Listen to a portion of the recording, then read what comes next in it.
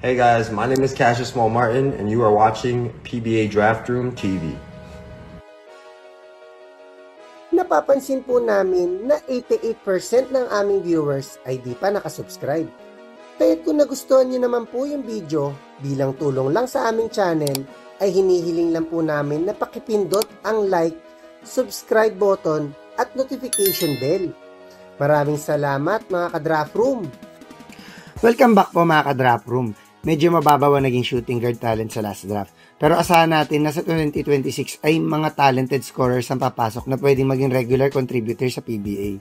Isama na din po namin ang mga overseas prospects na malaki na ang chance manggulat sa next draft.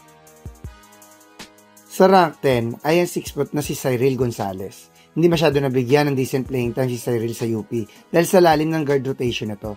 Pero kahit magsisimula pa lang ang NCAA ngayon, palang ay nakikita kong maganda na ang desisyon niyang lumipat sa Mapua dahil sa ilang preseason games pa lang ay nagpakita na siya ng mga high scoring games at almost every game ay siya ang top scorer. Di na ako magugulat na maging second rounder siya bago ang draft gamit ang kanyang outside shooting at isolation game. Sa rank 9 ay 5'11" na si Mac Guadagna. High school pa lang si Mac ay kilala na siya bilang isang elite outside shooter. Hindi lang siya masyado naging consistent last season, pero this upcoming final NCAA year niya ay may chance siya maging isa sa best outside shooter sa class na ito at mas tumaas ang ranking sa list na to. Yan ay kung magiging efficient na uli ang kanyang outside shooting. Sa rank 8 ay ang 6'1" na si Raylan Torres. Alam naman natin kung gaano kalalim ang guard rotation ng defending champion na UP. Inabot na nga ni Raylan na maging 4th string shooting guard dito. Pero kahit sa limited playing time lang ay nag-excel pa din siya at nakakatulong sa powerhouse team. Kaya't pag nabibigyan ng minimal playing time ni Coach Goldwin si Raylan ay nagko-contribute naman agad to. Kaya tingin ko ay may chance din siya ma-pick sa second round sa next draft. Lalo na sa mga naghanap ng efficient outside shooting prospect na always ready lang kung bigyan ng playing time. Sa rank 7 ay yung 6' na si Jimboy Estrada. Sa first season pa lang ni Jimboy sa Letran ay nagpakilala na siya bilang go-to guy nito, lalo na sa clutch. Expect natin na mas malaking role pa ang gagampanan niya ngayon, final season niya sa NCAA. Pero mas tataas ang draft stock na Estrada kung matutulungan niya makabalik sa finals ang Letran.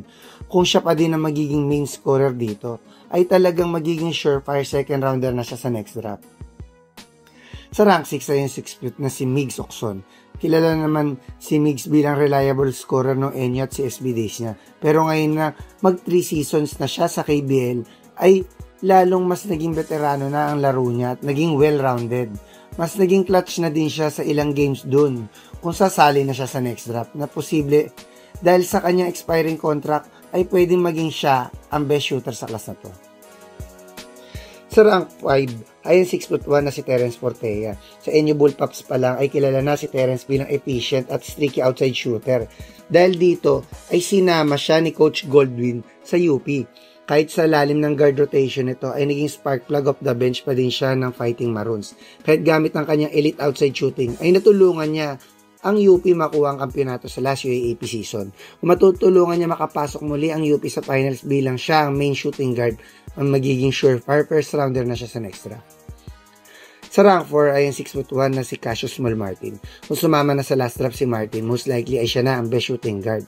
Pero kahit sa next draft ay posibleng maging top 3 shooting guard pa din siya dahil sa kanyang elite outscoring skills. Lalo pa ngayon na plano niya maglaro sa Germany na mataas talaga ang level ng competition na mas magpapahanda sa kanya ng pagsali sa next draft at mas magpapahasa pa lalo ng kanyang all-around game. Sa rank 3 ay 6'1" na si Harold Alarcon. Ilang season ng decent contributor ng UP si Harold off the bench. Pero last year ay nagkaroon siya ng breakout season. Nakailang high scoring game siya, lalo na nang na-injured si Kagulangan. Si Alarcon na naging main shooting guard ni Coach Goldwin last season kung bakit nakuha ng Fighting Maroons ang kampyonato. Pero this season na possible na siya na ang go-to guy ng UP ay talaga masosolidify na niya ang pagiging first rounder sa next draft. Sa rank 2 ay 6'2" na si Nick Cabañero. Sa unang mga season pa lang ni Nick sa UST ay nagpakita na siya ng kanyang tremendous scoring skills gamit ang kanyang outside shooting at slashing skills. Pero sa last season talagang tumaas ang value niya dahil mas naging well-rounded na ang game niya. Dahilan para mapasama siya sa UAAP Mythical 5. Kung mapapaabot niya ang UST sa finals this season, bilang main scorer ay malabong hindi siya makuha sa first round sa next draft. At ang best shooting guard natin so far ay ang 6'2" na si Renz Abando.